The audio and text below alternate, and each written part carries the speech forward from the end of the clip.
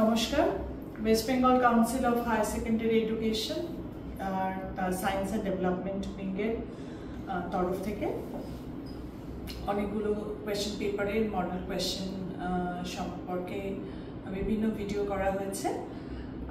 আজকে আমরা যে পেপারটা বা যে সাবজেক্টটা নিয়ে কথা বলবো সেটা হচ্ছে commercial law and preliminaries of auditing বা সাবজেক্ট কোড হচ্ছে CLPA। এখন তোমাদের 8 তারিখ থেকে পরীক্ষা শুরু, এখন সবটাই মোটামুটি শেষ পর্যায়ে। আশা করি তোমাদের রিভিশনও শুরু হয়ে গেছে, সমস্ত সিলেবাস শেষ হয়ে গেছে। এইটা শুধু একমাত্র তোমাদের একটা আইডিয়া দেওয়ার জন্য যে কোয়েশ্চেন পেপার কীরকম হতে পারে, কী ধরনের প্রশ্ন তাতে থাকতে পারে এবং সেই প্রশ্নগুলো এলে কী ধরনের কিভাবে তোমরা সেটাকে আনসার করবে সেই সম্পর্কে আমরা একটা ধারণা দিতে যাচ্ছি। এবার এটা কিন্তু এই কোয়েশ্চেন পেপারটা যেহেতু একটা মডেল কোয়েশ্চেন পেপার বা একটা স্যাম্পল কোয়েশ্চেন পেপার, এটা কিন্তু এক্সস্টিভ নয় যে এই কোয়েশ্চেনটাই আসবে, এটা কিন্তু ধরে নিও না। এটা একটা ইন্ডিকেটিভ, জাস্ট আন এক্সাম্পল হিসেবে নিতে হবে, ঠিক আছে? আচ্ছা, আমরা তাহলে শুরু করছি।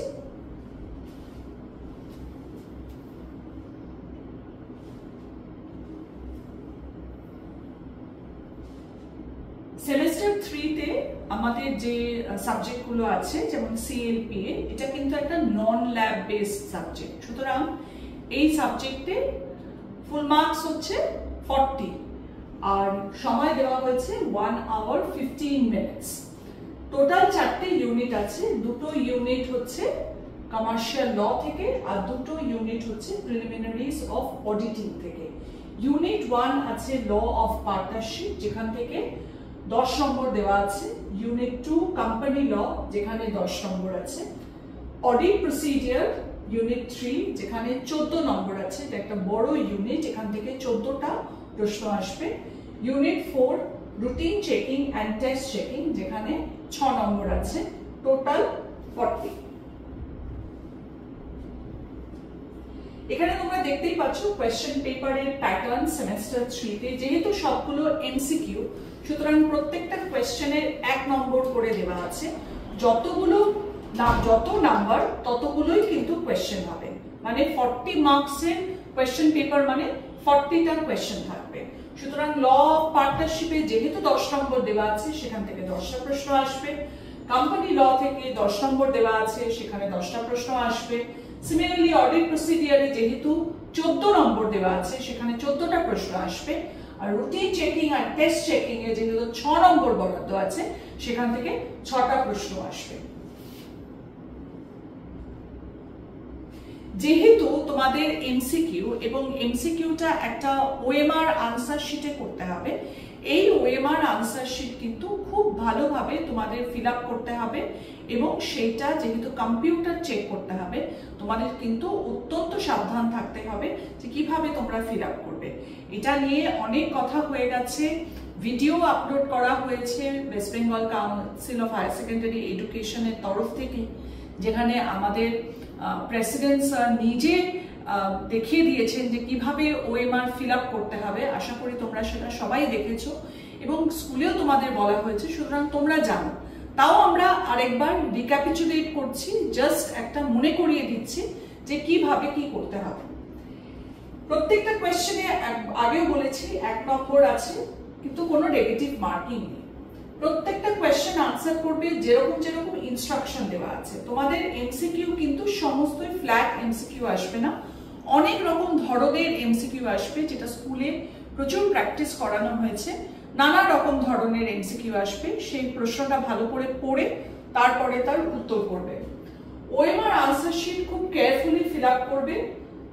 প্রত্যেকটা OMR এর সামনের যে পেজ 1, সেখানে বাবলস গুলো দেওয়া আছে এবং পেজ 2, যেটা উল্টো পিঠে, সমস্ত রুলস অ্যান্ড রেগুলেশনস গুলো দেওয়া আছে। সেগুলো খুব ভালো করে পড়ে তারপরে কিন্তু ফিল আপ করবে। এখানে একটা কথা মনে রাখা দরকার, OMR শিটে কিন্তু কোনো ভুল হওয়ার জায়গা নেই। ভুল হলে কিন্তু খুব মুশকিল, সেই জন্য সবকিছু ভালো করে পড়ে দেখে তবেই কিন্তু পড়বে।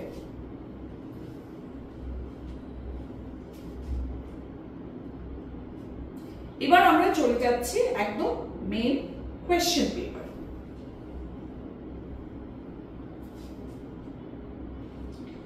যেহেতু ফার্স্ট পার্টটা ল, সুতরাং এখানে কিন্তু আইন সম্পর্কে বলা হয়েছে। তোমাদের বিজনেস স্টাডিজেও পার্টনারশিপ আছে, অ্যাকাউন্টেন্সিতেও পার্টনারশিপ আছে, কিন্তু আমরা যখন কমার্শিয়াল লতে বা সিএলপিএ তে যখন পার্টনারশিপ করছি তখন কিন্তু আমরা তার লিগাল ইমপ্লিকেশনগুলো অ্যালং উইথ ডিফারেন্ট সেকশনস পড়ব। সুতরাং এখানে কিন্তু আমাদের স্পেসিফিক ধারা, উপধারা, ক্লজ, প্যারাগ্রাফ এইগুলো কিন্তু মনে রাখাটা খুব দরকার, যেটা বিজনেস স্টাডিজ বা অ্যাকাউন্টেন্সিতে মনে না রাখলেও চলে।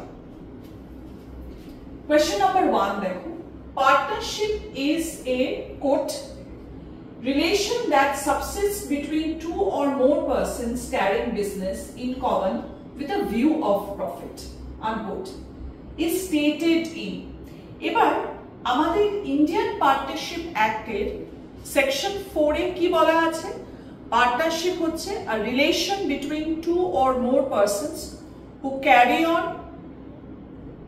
agree to carry on business। এই agree কথাটা খুব important, to agree to carry on business, sharing profits carried on by all or any of them acting for all।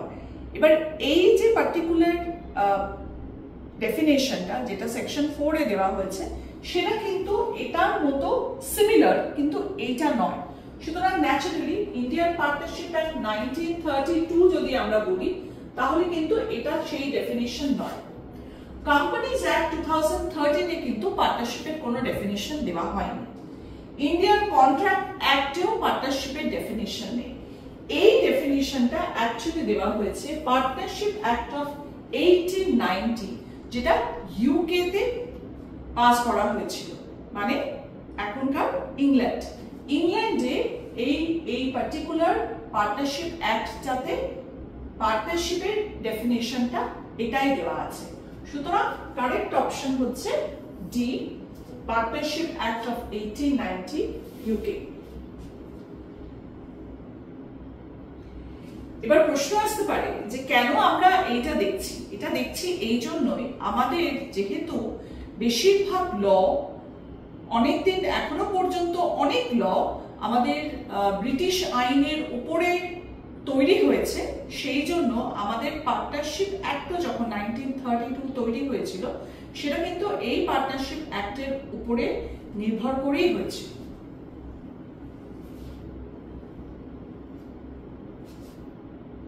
Question number 2. Who is credited with implementing the first formal partnership in 1383? এটা পার্টনারশিপের যদি history আমরা দেখি তাহলে অনেক দিন আগে ইউরোপে, বিশেষ করে ইটালি, স্পেন, ওই বা মিডল ইস্ট, এই সমস্ত জায়গায় অনেক ট্রেড পার্টনারশিপ বা ট্রেড অ্যাসোসিয়েশন হয়েছিল, which took the form of preliminary partnerships। এবং সেইটার প্রথম যাকে আর কি ধরা হয় বলে মনে করা হয় যে যিনি পার্টনারশিপের প্রবর্তন করেছিলেন তিনি হলেন ফ্রান্সেসকো ডি মার্কো দাতিনি। ওনাকেই বলা হয় যে একদম মানে প্রিমিটিভ পার্টনারশিপ উনি প্রবর্তন করেছিলেন। So option C is the correct answer.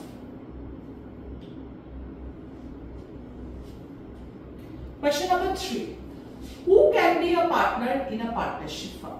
এবার পার্টনারশিপ কিন্তু অ্যাকচুয়ালি একটা রিলেশন যেখানে two or more persons agree to carry on business.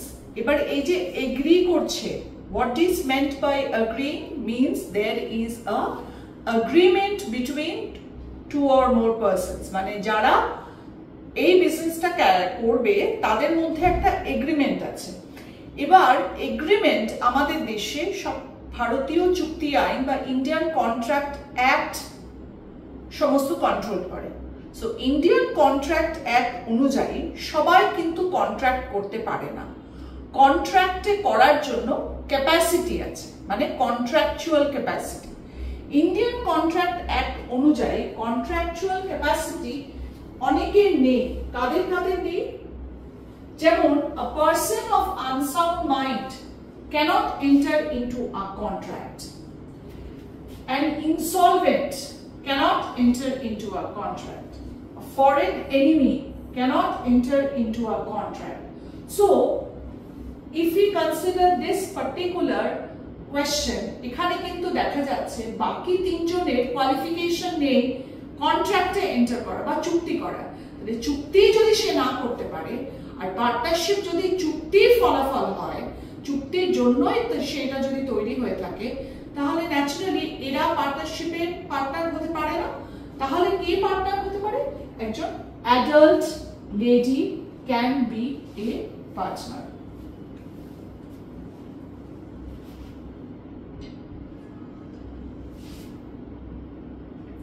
Next, question number 4. The primary purpose of a partnership deed. Now, এখানে প্রশ্ন আসছে, what is a partnership deed? A partnership deed is actually a written agreement between the partners. পার্টনারসদের মধ্যে কিন্তু এগ্রিমেন্টটা দুরকম হতে পারে, একটা oral হতে পারে, একটা রিটেন হতে পারে। যখনই এটা রিটেন ডাউন হয় ইন আ স্ট্যাম্প পেপার, সমস্ত পার্টনাররা সই করে, তারপরে কোর্টে গিয়ে সেটাকে নোটারি পাবলিক দ্বারা রেজিস্ট্রেশন করানো হয় বা সেটাকে জাস্ট একটা নোটিফাই করা হয়, তাহলেই কিন্তু সেটা পার্টনারশিপ ডিড হয়। এই পার্টনারশিপ ডিডের মধ্যে কি থাকে? all the terms and conditions of partnership সেটাই লেখা থাকে। তাহলে এখানে দেখছি আমরা কি কি অপশনস আছে। অপশনস হচ্ছে to define the terms of partnership, yes. To establish a separate legal entity, না, পার্টনারশিপ কিন্তু ইন্ডিয়ান কন্ট্রাক্ট অ্যাক্ট অনুযায়ী তার সেপারেট লিগাল এন্টিটি থাকে না from the partners. To limit the liability of the partners, normally কিন্তু পার্টনারসদের unlimited liability হয়। To dissolve a partnership, তাহলে primary purpose of a partnership deed কি দেখা যাচ্ছে? To define the terms of a partnership. So এখানে option A is the correct answer. Next আমরা যাচ্ছি question number 5. A partner by estoppel is. Now, what is meant by a partner by estoppel? আইনে আছে যে partnership হতে গেলে একটা agreement লাগবে এবং যারা যারা সেই এগ্রিমেন্ট ভার্বালি করেছে বা রিটেন করেছে এবং তাতে সই করেছে তারাই পার্টনার। কিন্তু কোনো কোনো ক্ষেত্রে যদি কোনো ব্যক্তি এমনভাবে সে ব্যবহার করে বা আচরণ করে যাতে কোনো তৃতীয় ব্যক্তি তাকে মনে করে যে সে একটা পার্টনারশিপের পার্টনার, তাহলে সেই পার্টিকুলার ট্রানজ্যাকশনের জন্য কিন্তু তাকে পার্টনার হিসেবে ধরে নেওয়া হয়। আইন কিন্তু তাকে পার্টনার হিসেবেই ধরে নেবে। এটাকে বলা হয় পার্টনার বাই এস্টোপেল। মানে সে এমনভাবে নিজেকে প্রতিষ্ঠা করছে সে যেন একটা পার্টনারশিপের পার্টনার, যদিও সে পার্টনার নয়, কিন্তু তবুও সেই ক্ষেত্রে তাকে পার্টনার হিসেবে ধরে নেওয়া হবে। তাহলে পার্টনার বাই এস্টোপেল এখানে প্রথম অপশনটা হচ্ছে আ person who denies being a partner.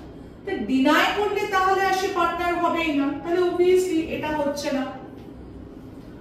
A person who is a partner and also a director of the company. The person যদি পার্টনারই হয় তাহলে তো এখানে এস্টোপেলের কোনো কনসেপ্টই আসছে না, তাহলে এটাও আমরা বাদ দিয়ে দিচ্ছি। A person who is not a partner and does not hold out to be a partner, সে পার্টনারও নয়, সে কাউকে বললেও না যে সে পার্টনার, সে এমন ভাবে আচরণ করলো না যে সে পার্টনার, কারোর কিছু মনেও হলো না, তাহলে সেখানে তো এস্টোপেলের ব্যাপারটা আসছেই না। তাহলে this is also eliminated. তাহলে এখানে কি আছে? person who is not a partner but holds out to be a partner, মানে pretend করলো as if সে পার্টনার এবং তাকে ধরে নেওয়া হলো যে সে পার্টনার, তাহলে সেই পার্টনারকে বলা হবে partner by estoppel. So in this case option C is the correct answer.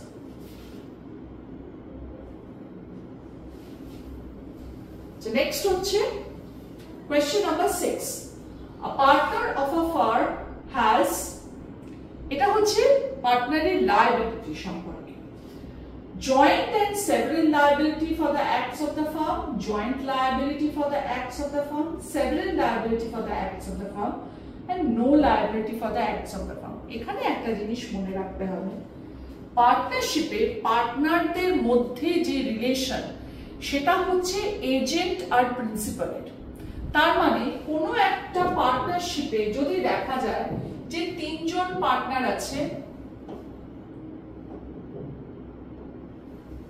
3 John partner আছে এ, বি আর সি, এবং এ অন্য একটা জায়গায় গিয়ে এক্স ওয়াই জেড কোনো একটা ফার্মে গিয়ে সে কোনো কন্ট্রাক্ট করছে বা কোনো বিজনেসের সম্পর্কে কথা বলছে, সে কিন্তু বি আর সি কে রিপ্রেজেন্ট করবে। তাহলে সেক্ষেত্রে এ হয়ে যাবে এজেন্ট, কেন সে রিপ্রেজেন্ট করছে, আর বি আর সি হবে প্রিন্সিপাল।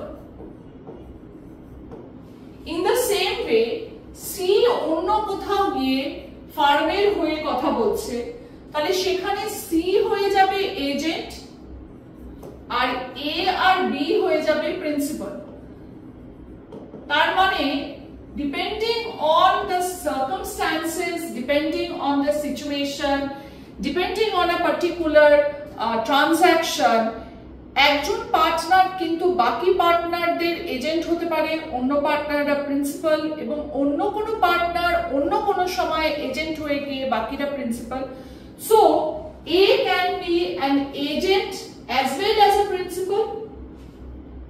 এখানে সে এজেন্ট হচ্ছে কিন্তু এখানে সে প্রিন্সিপাল হচ্ছে, সুতরাং একটা সময় সে এজেন্ট কিন্তু আরেক সময় সে principal, which is the reason why it is said কি তাদের জয়েন্ট লায়াবিলিটি থাকে এবং সেভারাল লায়াবিলিটি থাকে।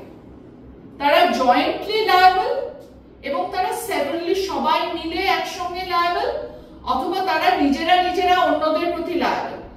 এইটার জন্য পার্টনারদের বলা হয় they are jointly and severally liable for the acts of the firm. ঠিক আছে, তাহলে সেক্ষেত্রে কি দেখা গেল যে option A is the correct answer in this case.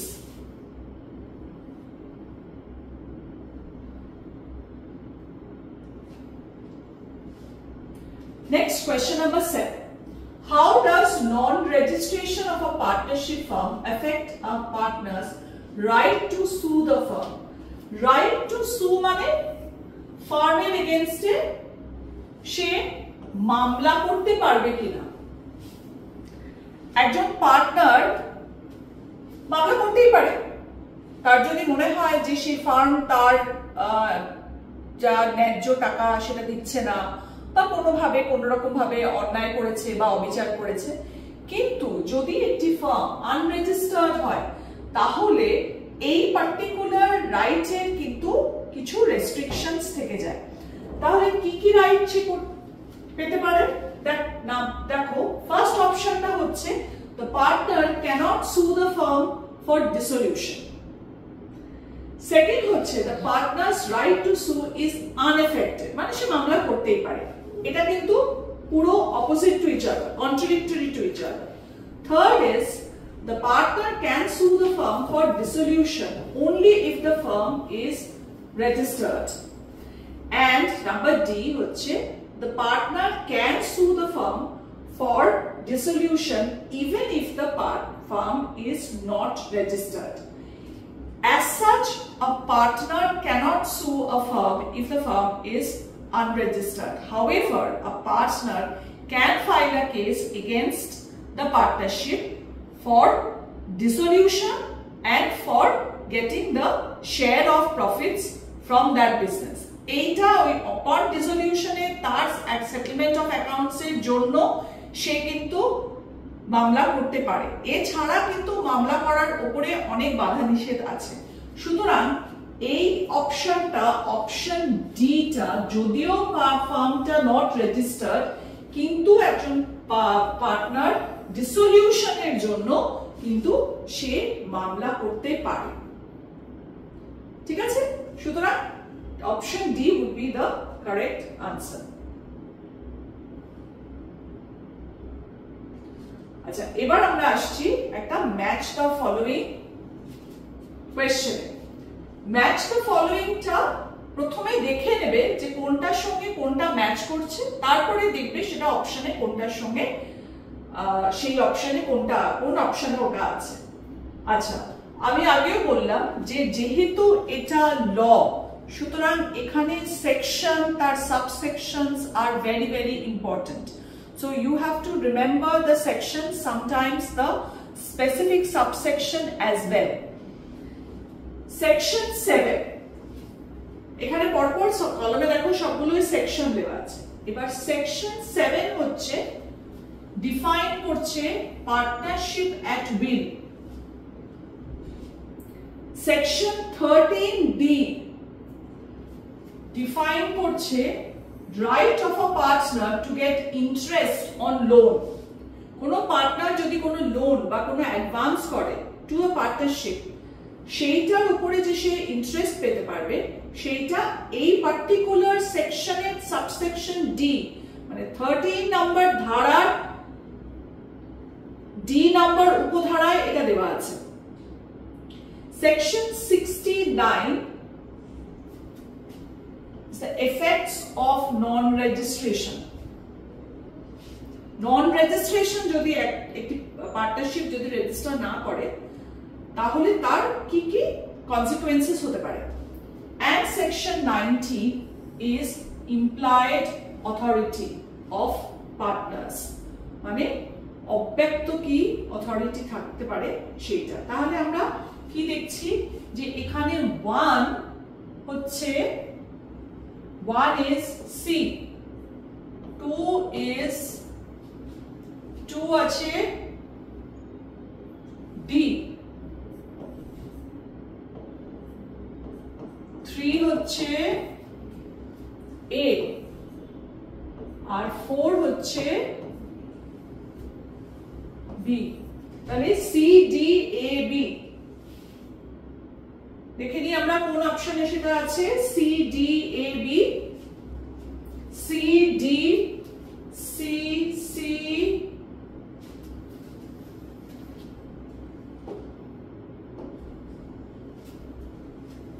C D A B, তাহলে option B is the correct answer.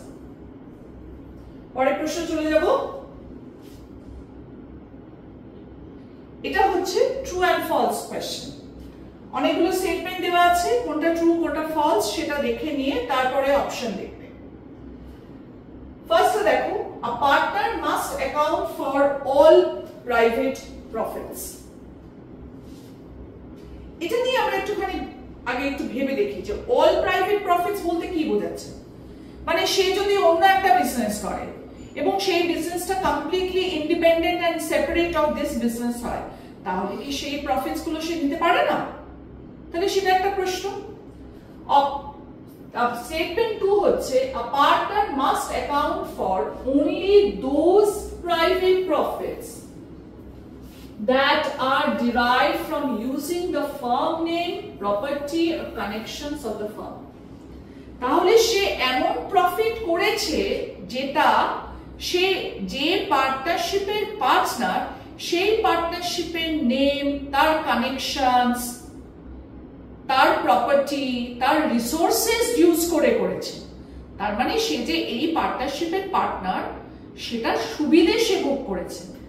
সেই ক্ষেত্রে কিন্তু a partner must account for those private profits. A partner has the right to dissolve the partnership only in certain circumstances. এইটা কিন্তু false. Statement 1. Statement 2 definitely true. Statement 3 is also true because a partner has the right to dissolve the partnership, but কিছু specific situation এসে করতে পারে। At statement 4, a partner can assign their rights in the partnership to a third party without the consent of the other parties. This is absolutely false. কখনোই সে তার নিজের share অন্য কাউকে দিয়ে দিতে পারে না without the consent of the partners. তাহলে এটা ফলস। তাহলে এখানে কি দেখা যাচ্ছে, 2 আর 3 হচ্ছে ট্রু আর বাকি দুটো ফলস। তাহলে 2 আর 3 ট্রু আছে, এইরকম দেখতে হবে কোথায় আছে, তাহলে here 2 and 3 are true and 1 and 4 are false. সুতরাং এই অপশনটা হচ্ছে কারেক্ট। নেক্সট প্রশ্নে যাব।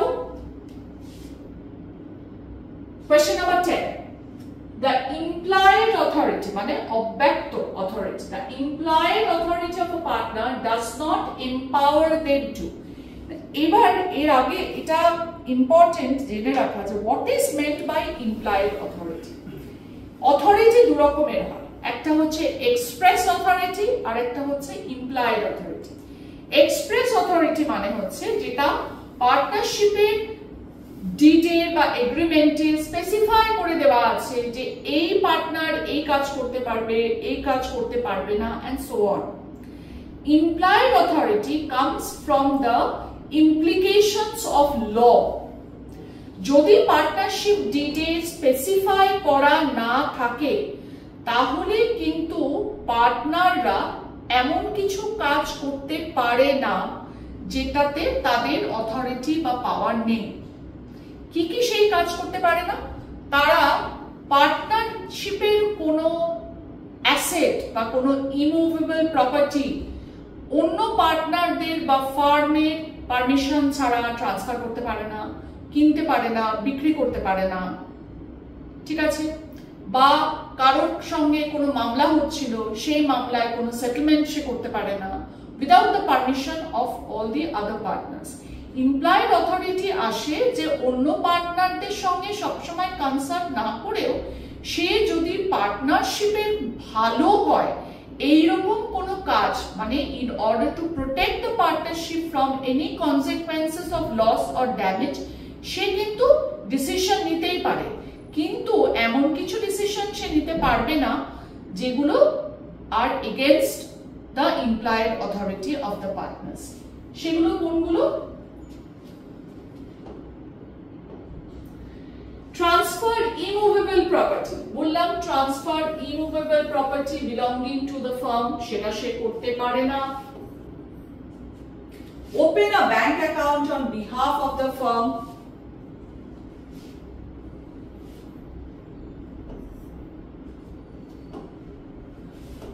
সেটাও সে করতে পারে না। Compromise or relinquish a claim by the firm, একটা ফার্মের ক্লেম ছিল সেটাকে সে ত্যাগ করে দিল, সেটাও সে করতে পারে না।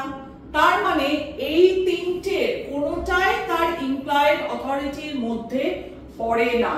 সুতরাং এক্ষেত্রে অল অফ দি অ্যাবাভ, এই অপশনটা কারেক্ট আনসার হবে।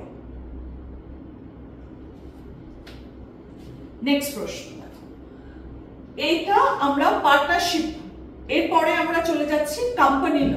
নাও কোম্পানি ল কিন্তু কোম্পানি ল মানে কোম্পানিজ অ্যাক্ট অফ 2013, আমরা কিন্তু 1956 পড়ছি না। 2013 মানে 12 বছর আগে নতুন কোম্পানি আইন এসে গেছে, আমরা কিন্তু সেইটাই পড়াশোনা করব। Compulsory requirement for the formation of a company is, মানে কোম্পানি এটা না হলে তৈরি হতে পারবে না, সেটা কি হতে পারে? অপশন এ হচ্ছে কি, registration under the relevant company law. বেশ, এটা একটু থাক, পরের গুলো দেখি। Obtaining a trade licence, opening a bank account, এবং বলেছে অনলি বি এন্ড সি। এই registration under relevant company law, actually company definition দেওয়া আছে কোম্পানিজ অ্যাক্টে। Any company which is formed and registered under the Companies Act of 2013 or any other act prevalent at the time of its formation. তার মানে কি, সে যে companies act তখন ছিল সেই কোম্পানিজ অ্যাক্টের আন্ডারে ফর্ম হয়েছে এবং রেজিস্টার হয়েছে, তাকেই কোম্পানি বলা হয়। তার মানে company has to be registered under the companies act or company law, তাহলে এইটা কিন্তু the most important criterion of establishing a company. সুতরাং দ্য কম্পালসারি রিকোয়ারমেন্ট, এই যে এই কথাটা বলেছে, কম্পালসারি রিকোয়ারমেন্টটা কি? Registration under the relevant company law. সেটা কোম্পানিজ অ্যাক্ট 2013 হতে পারে, কোম্পানিজ অ্যাক্ট অফ 1956 হতে পারে, এর আগে আরো অনেক কোম্পানিজ অ্যাক্ট ছিল, সেই কোম্পানিজ অ্যাক্টেও যদি রেজিস্টার হয়ে থাকে তাহলে সেই companies act, whatever the case may be. So in this case option A is the correct answer. পরের প্রশ্নে যাব। এটা একটা কারেক্ট স্টেটমেন্টটাকে আইডেন্টিফাই করতে হবে from the four given statements. First স্টেটমেন্টটা কি বলেছে? A shareholder can enter into any contract with third parties on behalf of the company. এবার একটা জিনিস বুঝতে হবে, কোম্পানি ফর্ম অফ বিজনেসে কিন্তু শেয়ার হোল্ডার্সরা they are owners of the company, no doubt, but they do not have any say in the day to day activities of the company. এখানে ownership আর ম্যানেজমেন্টে একটা প্রপার সেপারেশন থাকে। The management is in the hands of a few who have been elected from among the shareholders, যাদের বলা হয় board of directors. Just like in the case of a country, আমাদের এই দেশে কি করে, আমরা গভর্নমেন্টকে ইলেক্ট করি, গভর্নমেন্টের রিপ্রেজেন্টেটিভস, আমরা রিপ্রেজেন্টেটিভস ইলেক্ট করে পার্লামেন্টে পাঠাই, তাদের মধ্যে থেকে গভর্নমেন্ট তৈরি হয়, cabinet ministers headed by the prime minister. আমরা কি আমাদের দেশের গভর্নেন্সের মধ্যে কোন রকম ভাবে নাক গলাতে পারি বা আমরা পার্টিসিপেট করতে পারি? না, আমরা পার্টিসিপেট করতে পারি না।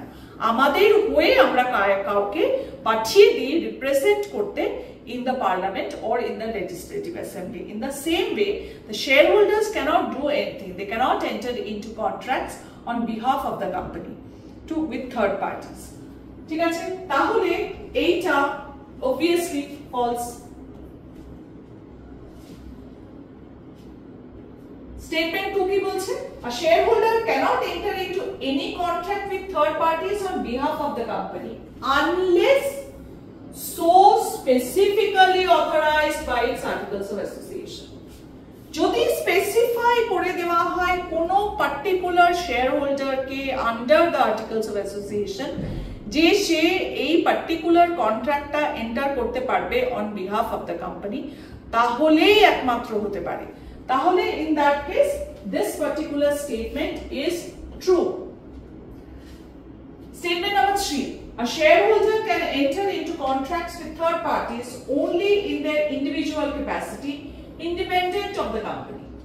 তাহলে তারা অন্য third parties independent of the company, মানে এবার আমি যদি কোনো সে আইটিসি কোম্পানি বা আমি টাটা টিস্কোর কোনো শেয়ার কিনেছি, এবার আমি অন্য কোনো জায়গায় একটা কন্ট্রাক্ট করছি ইন্ডিপেন্ডেন্ট অফ দ্য কোম্পানি, তার সঙ্গে তো এর কোনো সম্পর্কই নেই, বিকজ আমি as a company has a completely separate legal entity, তার সঙ্গে শেয়ার হোল্ডারের কোনো সম্পর্ক নেই। তাহলে সেখানে আমি কোথায় কন্ট্রাক্ট করছি, কোম্পানি কোথায় কন্ট্রাক্ট করছে, এটা কিন্তু কোনোভাবে দে আর নট মিউচুয়ালি ডিপেন্ডেন্ট।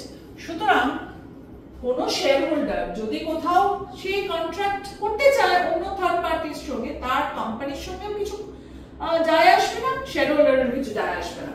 তাহলে in that case this is a true statement. And finally statement 4, a shareholder cannot enter into contracts with third parties at all. কেন?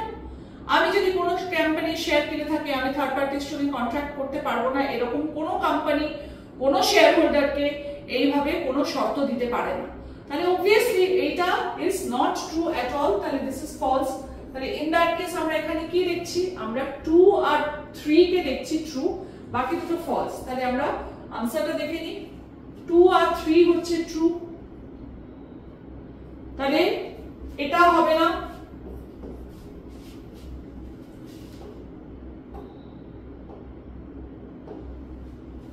এটা হবে না, এটা হবে না, 2 আর 3 বলেছে, তাহলে option C is the correct answer.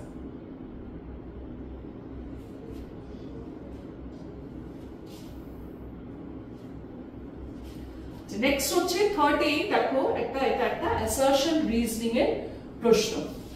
অ্যাসারশনটা কি?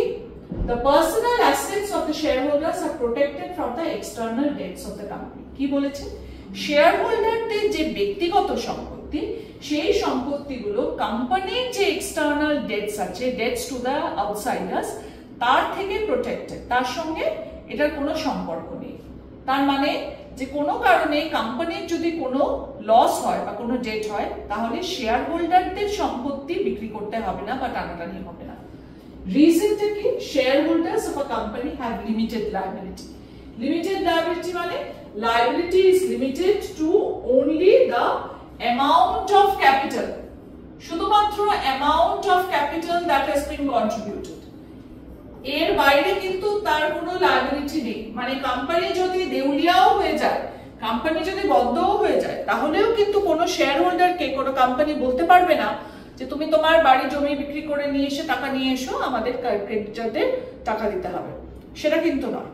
ঠিক আছে, তার মানে এইটা ট্রু, এটাও ট্রু, এবং the reason is the correct explanation of the assertion. So in this case, both assertion and reason are true and R is the correct explanation of A. তার মানে option A is the correct answer. So next, 14. The correct sequence of formation of a company. Company ফরমেশনের তিনটে stage আছে, আশা করি জানো তোমরা। এই তিনটে স্টেজ কি কি? এই তিনটে স্টেজ হচ্ছে, ফার্স্ট হচ্ছে প্রমোশন, মানে জেনারেশন অফ বিজনেস আইডিয়া, যাদের বলা হয় প্রমোটার্স of founders of the company, তারা কোম্পানি সম্পর্কে একটা আইডিয়া করে তারপরে সেইটা নিয়ে ফিজিবিলিটি স্টাডি করা, তারপরে বিভিন্ন জায়গায় অ্যাপ্লিকেশন করা, মিনিস্ট্রি অফ কর্পোরেট অ্যাফেয়ার্স এ সেখানে গিয়ে দেখা, নাম ঠিক করা, অল দিস থিংস। তারপরে হচ্ছে registration. Registration is always to be done, মানে এখন it is done through the ministry of corporate affairs website থেকে।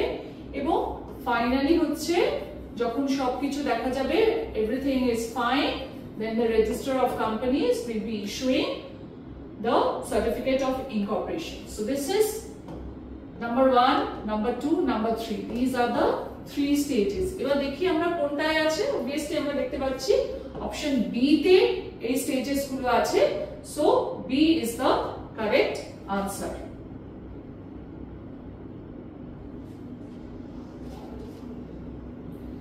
আচ্ছা, next, as per section 4/1, মানে section 4 subsection 1, section 4/1 of the Companies Act 2013, the memorandum of a company must state, a memorandum মানে what is the memorandum? Memorandum হচ্ছে memorandum of association, মানে যেটাকে আমরা বলি MOA বা memorandum of association. It is the most important document of a company. It is also known as the constitution of a company or the charter of a company and so on. এই যে memorandum of association, এর মধ্যে কিছু clause আছে। কি clause আছে তোমরা নিশ্চয়ই জানো, পড়েছো নিশ্চয়ই। Name clause, object clause, situation clause, operation clause, liability clause, capital clause and subscription clause বা অ্যাসোসিয়েশন ক্লজ। ঠিক আছে, তাহলে এখানে দেখো যে কোন অপশনটা সবচেয়ে বেশি এই ক্লজগুলোকে কভার করছে। এখানে দেখো শুধু বলেছে নেম এন্ড অবজেক্টস, তাহলে এটা হবে না। এখানে বলেছে শুধু অবজেক্টস, না, মেমোরান্ডামে আরো অনেক কিছু থাকে। এখানে কি বলেছে? নেম, স্টেট মানে area of operation, objects, liability and capital clause থাকে। আর এটাতে কি বলেছে? Name, address and phone number of the company. শুধু তো না, তাহলে obviously এখানে option C is the correct answer, দেখে বোঝাই যাচ্ছে।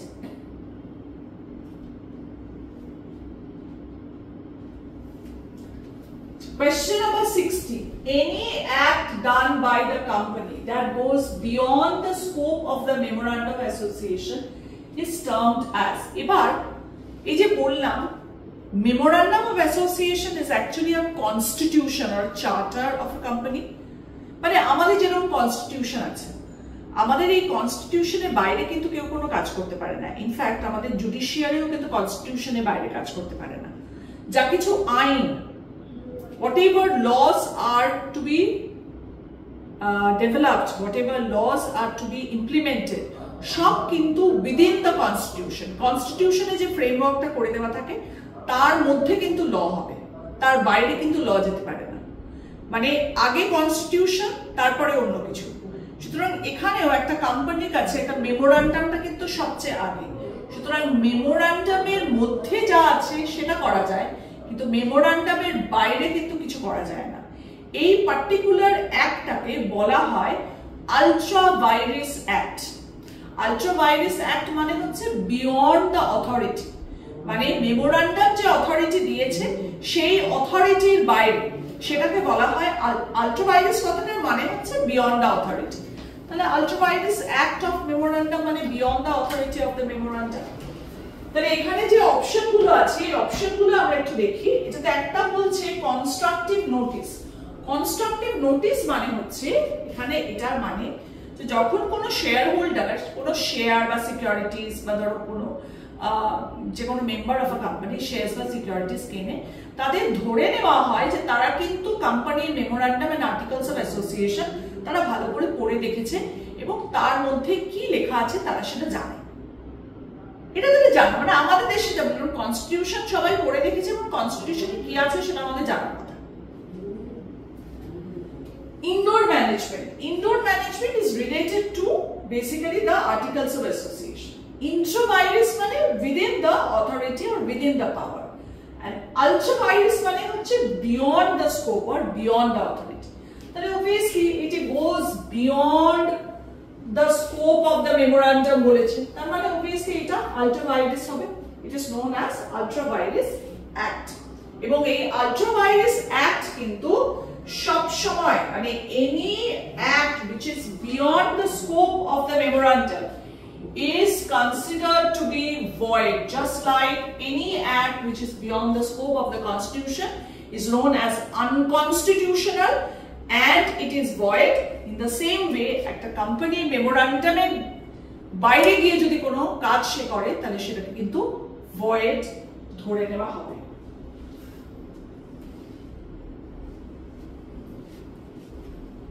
Next, দেখো 17.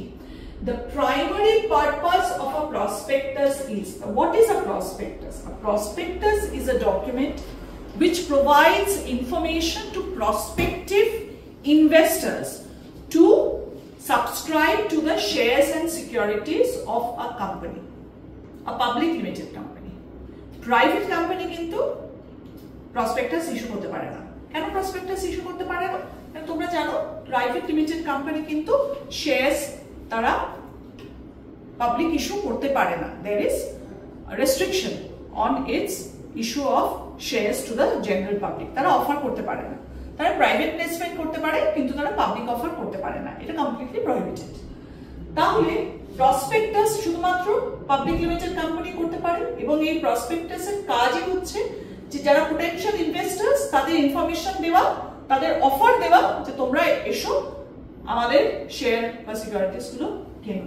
তাহলে এখানে কি দেখা যাচ্ছে, এটা পরিষ্কার দেখো ওই মানে from the very definition of the prospectus মানে দেখতেই পাচ্ছ invite offers from the public for the subscription or purchase of securities.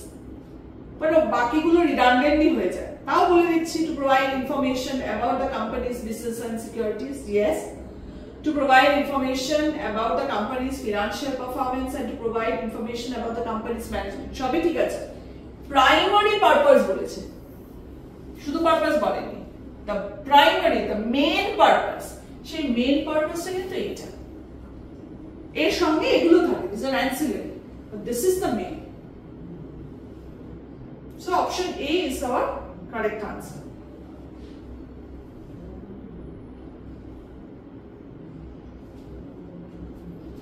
Next question number 18. It is the fill in the blank. Dash prospectus is issued in case of securities. In case securities are issued in stages. মানে এক securities একবার না, স্টেজে কিছুটা একটা সময় তারপরে কিছুটা মাল্টিপল টাইমস যদি সিকিউরিটিজ ইস্যু করা হয় তাহলে একটা প্রসপেক্টাস ইস্যু করা যেতে পারে in order to cover all the subsequent stages of such issue. সেই ধরনের প্রসপেক্টাসকে বলা হয় shelf prospectus.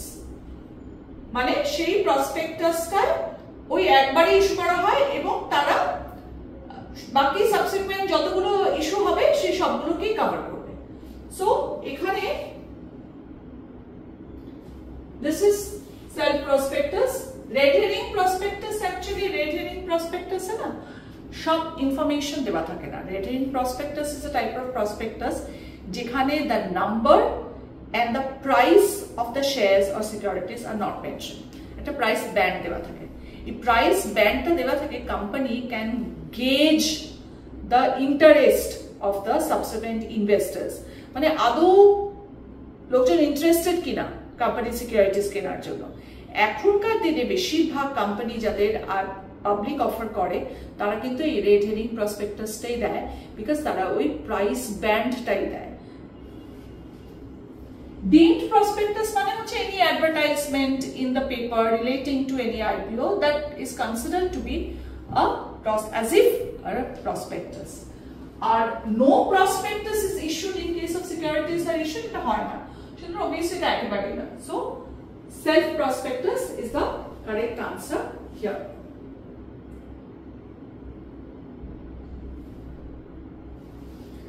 So next, 19. The books of accounts and other relevant books and papers and financial statement for every financial year of a company must be kept at. এবার প্রত্যেকটা company প্রত্যেকটা ইয়ারে তার financial statement তৈরি করবে, তার প্রচুর books of accounts থাকবে, রেকর্ডস থাকবে, ডকুমেন্টস থাকবে, সেগুলো তারা কোথায় রাখবে? একটা কোম্পানির যদি অনেকগুলো অফিস থাকতে পারে, ধরো তার একটা হেড অফিস আছে, একটা রেজিস্টার্ড অফিস আছে। রেজিস্টার্ড অফিস মানে যে অ্যাড্রেসটা দিয়ে সে রেজিস্টার করেছে, মানে যখন প্রথম কোম্পানি রেজিস্ট্রেশন করা হচ্ছে তখন যে অ্যাড্রেসটা দেওয়া হয়েছিল that is the registered office address. তাদের বিভিন্ন যদি ম্যানুফ্যাকচারিং কোম্পানি হয় বিভিন্ন ম্যানুফ্যাকচারিং প্লান্ট ফ্যাক্টরি থাকতে পারে, কোথায় থাকবে? অ্যাজ পার কোম্পানিজ অ্যাক্ট একদম পরিষ্কার বলে দেওয়া আছে যে all books of accounts and financial statements have to be mandatorily kept at the registered office of the company. Branch অফিসে যদি থাকে সেটা আলাদা কথা, কিন্তু রেজিস্টার্ড অফিসে থাকাটা বাধ্যতামূলক, বিকজ রেজিস্টার্ড অফিসে গিয়ে any adult person on business days during business hours can inspect, verify and make copies of those public documents. করতেই পারে কিন্তু তারা, সেজন্য রেজিস্টার্ড অফিসে এগুলো রাখা থাকে।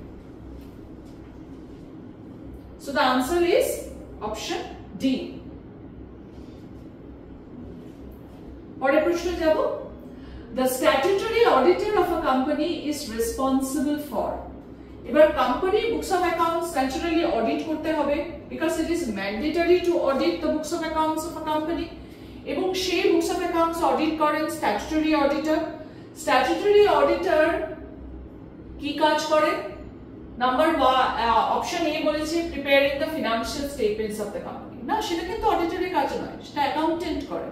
obviously auditor কিন্তু financial statements prepare করেন না, অডিটরকে financial statementটা দেওয়া হয় to verify. B, stating whether the financial statements provide a true and fair view. এটা পরে আসছে। Option C, conducting the internal audit of the company. Statutory auditor কিন্তু internal audit করেন না, internal auditor হিসেবে কিন্তু অন্য কেউ appointed থাকে who are actually in the employment of the company itself. Statutory auditor is not an employee of the company or all of the above. It is stating whether the financial statements provide a true and fair view. একজন statutory auditor যখন তার audit শেষ করেন তখন তিনি একটা audit report বা নিরীক্ষার প্রতিবেদন অডিট রিপোর্ট পেশ করেন to the share holders in the annual general meeting. সেখানে কিন্তু উনি পরিষ্কার সার্টিফাই করেন that to the best of his knowledge and given the information, the financial statements show true and fair view of the state of affairs of the company or not. এই যে true and fair view এটা দেখাচ্ছে কিনা এই সার্টিফিকেটটা দেওয়াটাই কিন্তু অডিটরের primary responsibility, তার জন্য যা যা কাজ করা, এটাই হচ্ছে ব্যাপার। নেক্সট আমরা যাচ্ছি এবার audit, preliminaries of auditing part. প্রথমটা হয়ে গেল কমার্শিয়াল ল, এরপরে আমরা চলে যাচ্ছি কিন্তু preliminaries of auditing.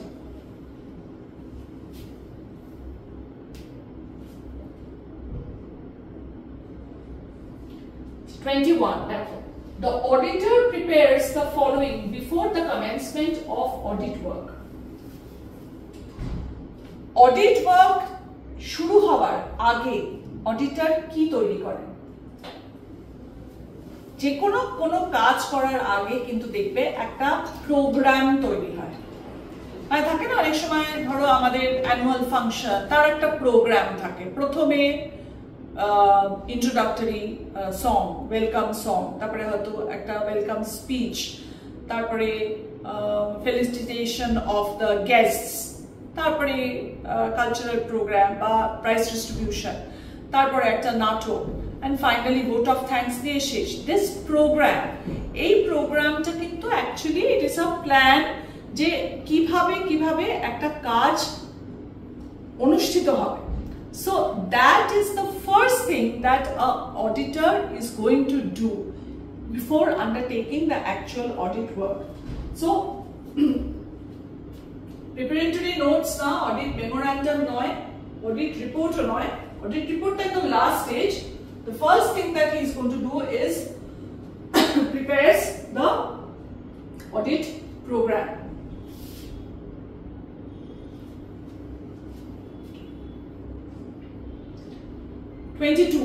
Which of the following is included in the pre-audit procedure? Audit work actually শুরু করার আগে একটা প্রসিডিয়ার আছে, অনেক কিছু। প্রথমত অডিটরকে অ্যাপয়েন্টমেন্ট লেটার দেওয়া হলো, সেই অ্যাপয়েন্টমেন্ট লেটার স্ক্রুটিনাইজ করা, তারপরে সেটা কনসেন্ট দেওয়া যে whether he or she is accepting the appointment or not, getting the approval or consent of the previous auditor, previous audit report গুলো দেখা, তারপরে কোম্পানি সম্পর্কে জানা, what sort of company is the nature of business and everything. There are a lot of things. তাহলে কি included? Approval of the appointment, yes, definitely. Review of the documents, যা documents আছে সেগুলো আগে, collection of the accounting records, সমস্ত accounting records গুলো collect করে সেগুলোকে নিয়ে তারপরে বসতে হবে। So basically it is all of these, মানে সবগুলোই will be considered a part of the pre-audit procedure.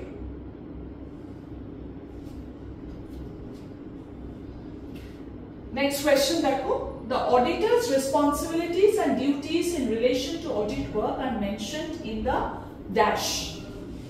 কোথায় লেখা থাকবে? পার্টনারশিপ ডিড, পার্টনাররা যদি অডিট করায় তাহলে পার্টনারশিপ ডিড ওরকম ভাবে লেখা থাকে না। Memorandum of association, memorandum of অ্যাসোসিয়েশনে অডিটের সম্পর্কে কোনো কথা লেখাই থাকে না। Audit appointment letter and bylaws, bylaws মানে ধরো কোঅপারেটিভ সোসাইটির বাইলজ, সেখানে কিন্তু অডিটরের রেসপন্সিবিলিটি কি হবে সেটা কিন্তু ওখানে লেখা থাকে না। তাহলে অডিটরের রেসপন্সিবিলিটি লেখা থাকে কোথায়?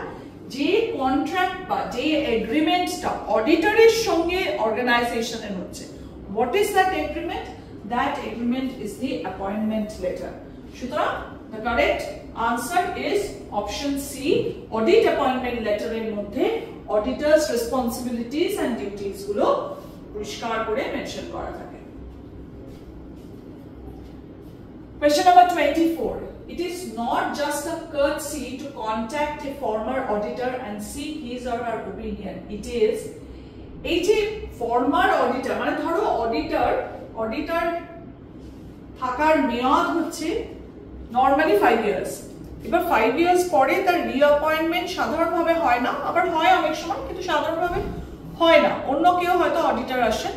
তাহলে এই যে 5 বছর ধরে অন্য কেউ যে অডিট করেছেন তার যত কাজ, সেটা কি হয়েছে না হয়েছে সেগুলো সাধারণভাবে কিন্তু নতুন অডিটর যখন কাজে আসেন তখন কিন্তু তার সঙ্গে এটা অ্যাকচুয়ালি ডিসকাস করা হয়। এবার এই যে কনসেন্ট নেওয়া তার অ্যাপ্রুভাল নেওয়াটা, এটা কিন্তু শুধুমাত্র মানে জাস্ট একটা ভদ্রতা তা নয়, it is considered to be professional ethics on the part of the auditor. মানে অডিটরের এথিক্স, প্রফেশনাল এথিক্স যেটা আছে সেই গাইডলাইনের মধ্যে কিন্তু এইটা একটা পড়ে। So it is professional ethics to seek the opinion of the previous auditor. ঠিক আছে?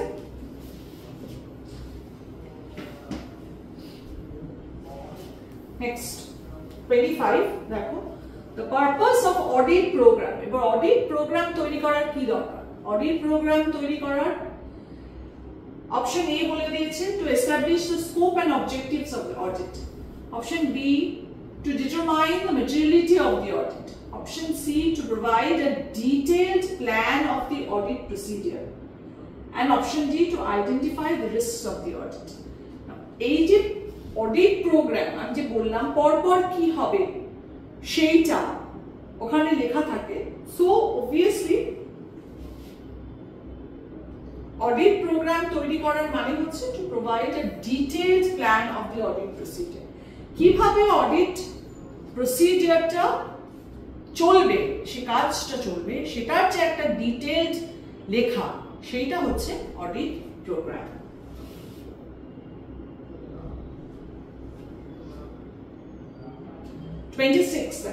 The document that is not kept in the permanent audit file। এবার জানো নিশ্চয়ই অডিট ফাইল দু রকমের হয়। Audit file are of two types, একটা হচ্ছে permanent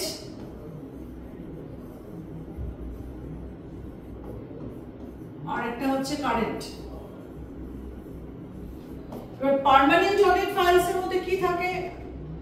company policies, accounting policies, memorandum and articles of association, হ্যাঁ পুরনো financial records, তারপরে contracts, leases, agreements, long term agreements, এই জিনিসগুলো থাকে পার্মানেন্ট অডিট ফাইলে। আর কারেন্ট অডিট ফাইলে কি থাকে? কারেন্ট অডিট ফাইলে মানে ওই কারেন্ট ফিনান্সিয়াল ইয়ার যে অডিটিং ইয়ার যেটা, সেই ইয়ারের যাবতীয় ডকুমেন্টস সেইগুলো কারেন্ট অডিট ফাইলে থাকে।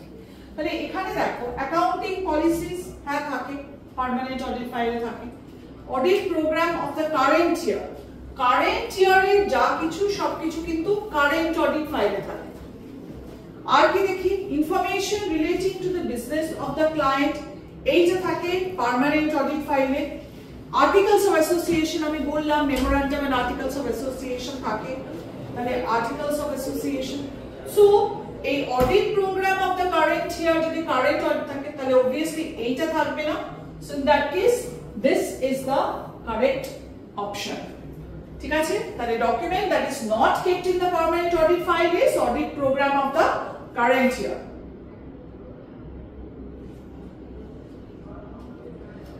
আচ্ছা 27 দেখো, the audit notebook is used to record all matters of dash, key importance, material importance, operational importance, financial importance, strategic importance, এইগুলো আমাদের দরকার, এইগুলো কোম্পানি বুঝবে। Material importance, all things which are considered to be of material importance, they are kept in the audit notebook, they are noted down। আচ্ছা এটা কি important মনে হচ্ছে? ঠিক আছে লিখে নাও। আচ্ছা এটা পরে দেখতে হবে, এটা লিখে রাখো।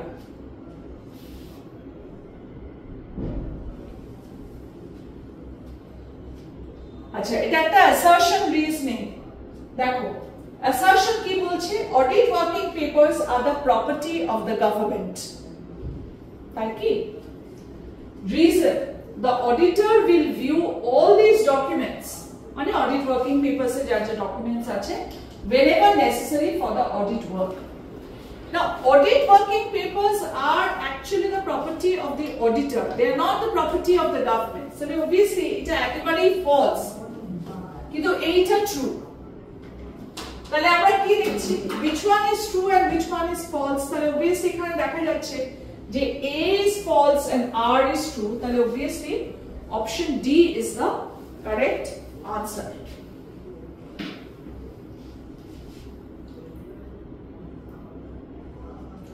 29 দেখো, the auditor should document the audit procedures to, কেন audit procedure document করবে? Option A, choose the audit techniques.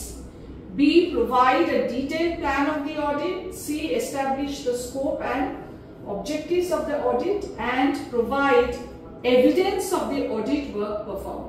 এই যে document রাখা মানে কি? It can be provided as the evidence যে অডিটের কাজ, প্রথমত কাজ হয়েছে, দ্বিতীয়ত কতটা কাজ হয়েছে, কতটা কাজ এখনো হয়নি, all these can be documented. So this is the correct option, provide evidence of the audit work performed.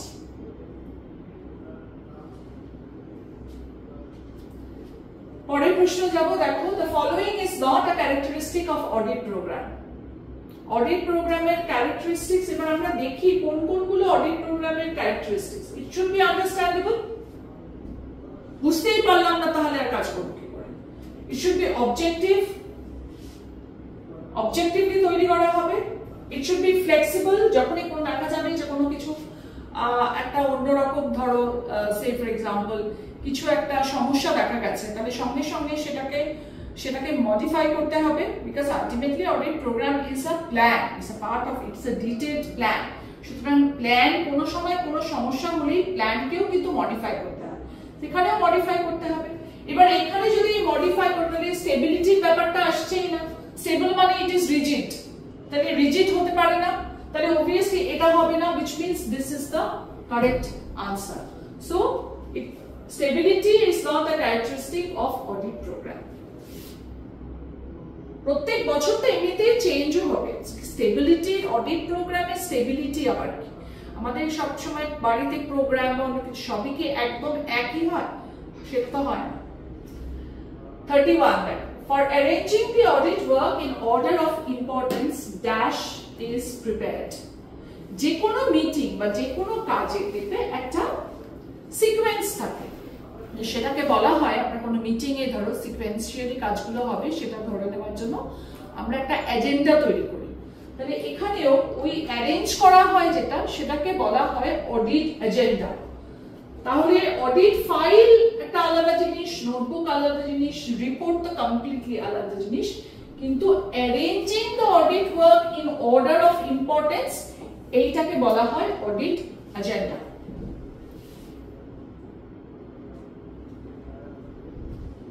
পরের প্রশ্ন যাব, এটা একটা ম্যাচ, তো আবার একটা ম্যাচ দ্য ফলোইং, দেখা যাক কি আছে। আচ্ছা দেখো, কলাম এ তে ফার্স্টটা হচ্ছে advantage of audit plan. Audit planning করলে আমরা কি করতে পারি, যদি আমরা প্রথম থেকেই প্ল্যান করে নিই কিভাবে অডিটিংটা হবে, তাহলে দেখা যাচ্ছে আমরা কিন্তু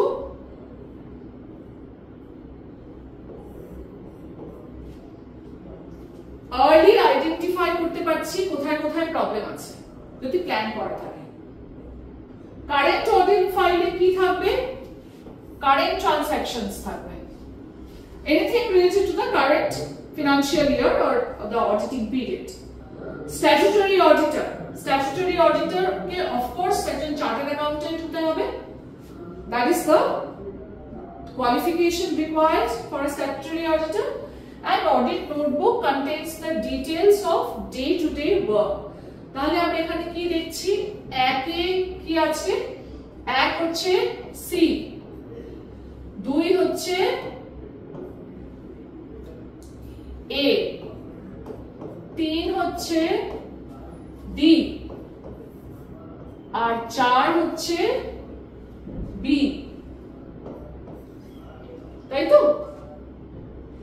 সি, 2 হচ্ছে এ, 3 হচ্ছে ডি, আর 4 হচ্ছে বি। তাহলে সি এ ডি বি। তাহলে এবার আমরা দেখবো সি এ ডি বি কোথায় আছে। সি এ ডি বি, এই যে C A D B. So basically option C is the correct answer.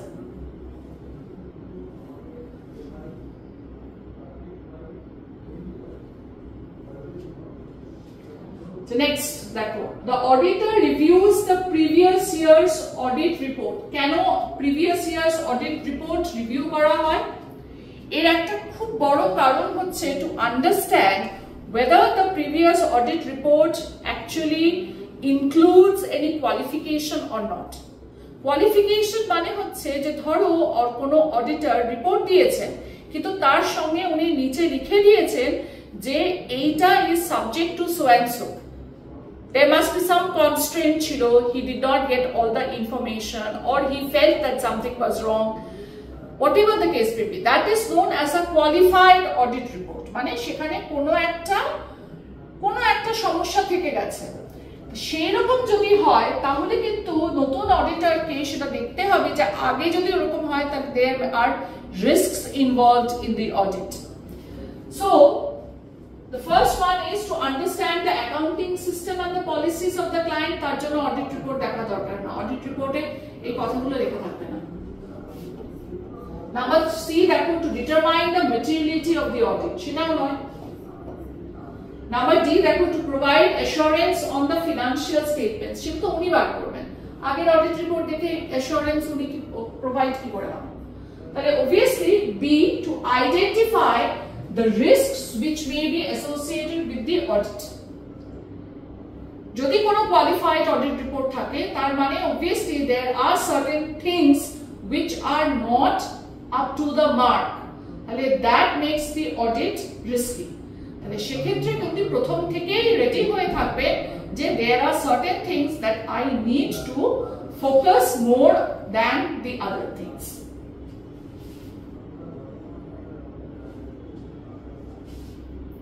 Next question যাচ্ছি আমরা। The auditor keeps the various documents of the organization in কিসে রাখে? Audit প্রোগ্রামে তো না, various documents অডিট প্রোগ্রামে থাকে না। অডিট রিপোর্ট একদম ফাইনালি একটা রিপোর্ট দেওয়া হয়, সেখানে কোনো এইভাবে ডকুমেন্টস রাখা হয় না। অডিট ফাইলের মধ্যে থাকে, আমরা দেখেছি অডিট ফাইল দুরকম হয়, permanent and current and office locker. সেই ফাইলটা অফিস লকারে থাকতেই পারে কিন্তু অ্যাকচুয়ালি ডকুমেন্টস গুলো থাকে in the audit file. The file may be kept in a locker, of course it has to be kept in a locker, এমনি রেখে দিলে সবাই নিয়ে চলে যাবে important documents.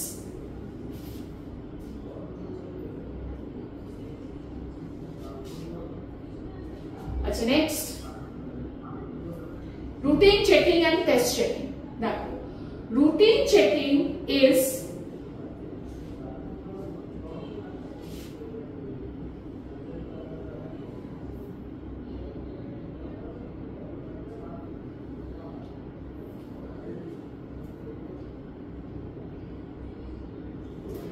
routine checking is a or slash and dash process. Fill in the blanks.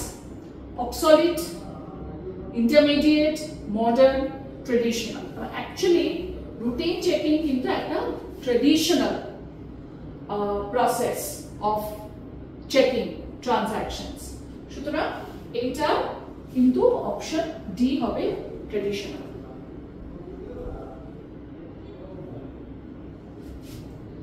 The next দেখো, routine checking is option A, regular detailed testing of all transactions, half yearly testing.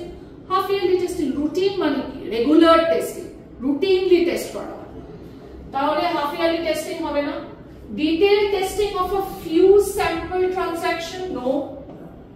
And interim testing মানে দুটো ধরো balance শিটের মাঝখানে একদিন testing হলো, সেটাও নয়। তাহলে obviously it is the regular detailed testing of all transactions, that is called routine checking.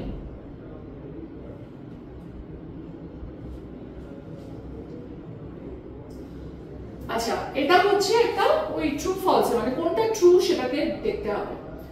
দেখো, চারটে স্টেটমেন্ট দেওয়া হচ্ছে। নাম্বার 1 হচ্ছে routine checking has no impact on the reliability of the financial statements. তারপরে দেওয়া আছে রুটিন চেকিং ইজ এ এইটা একে ফলস। Routine checking is a monotonous task, it is true. Routine checking is a cost effective process, false. routine checking increases the moral pressure on accounting clerks. This is true. It does. Continuous checking হচ্ছে, they obviously will be very alert. তাহলে এখানে আমরা কি দেখছি 2 আর 4 are the correct options. তাহলে 2 and 4, তাহলে এখানে দেখা যাচ্ছে 2 and 4 হচ্ছে অপশন ডি, তাহলে this is the correct answer.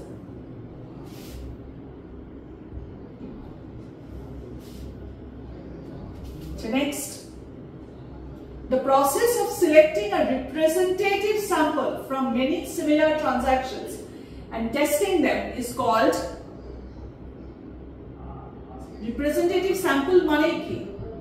Sampling. তার মানে হচ্ছে রুটিন চেকিং নয়, কারণ আমরা দেখলাম রুটিন চেকিং ভীষণ ডিটেইল চেকিং, তার মানে রুটিন চেকিং হবে না। অবভিয়াসলি টেক্সটটা কি? Test checking. টেস্ট চেকিং মানে কিছু একটা স্যাম্পল নিয়ে সেটার উপরে টেস্ট করা।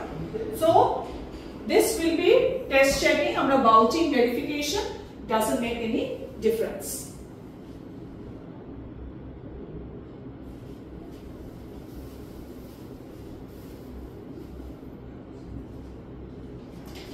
Next, Taku. The effectiveness of test checking depends on the dash of the sample selected. Eta একটা fill in the blanks. এবার এটার মধ্যে অনেকগুলো আছে, দেখো রিপ্রেজেন্টেটিভনেস, quality, size R reliability.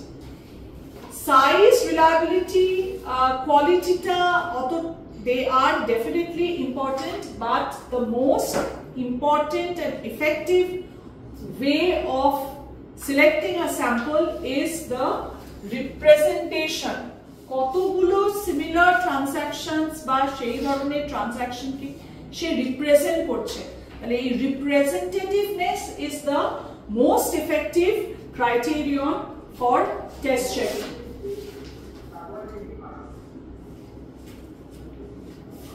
Ekdom last question, which of the following is an advantage of test checking? Increased auditor responsibility, auditor responsibility যদি বেড়ে যায় তাহলে এটা কখনোই অ্যাডভান্টেজ নয়। Unsuitable for small organizations, unsuitability advantage নয়। Lack of credibility, এটাও কখনো অ্যাডভান্টেজ হতে পারে না। তাহলে obviously low workload, মানে কম সংখ্যক ট্রানজাকশনস তাকে টেস্ট করছে, চেক করছে, সুতরাং ন্যাচারালি ওয়ার্কলোডটা অনেক কমে যায়। So this will be the correct answer. That brings us to the end of this discussion on model question paper on commercial law and preliminaries of auditing. আশা করি তোমরা যথেষ্ট তৈরি, তোমরা প্রস্তুত তোমাদের সেমিস্টার 3 এক্সামের জন্য। All the very best. আমি আশা করব সবাই খুব ভালো নাম্বার পেয়ে ভালো রেজাল্ট করে আবার সেমিস্টার 4 এর পড়াশোনা শুরু করবে। All the best.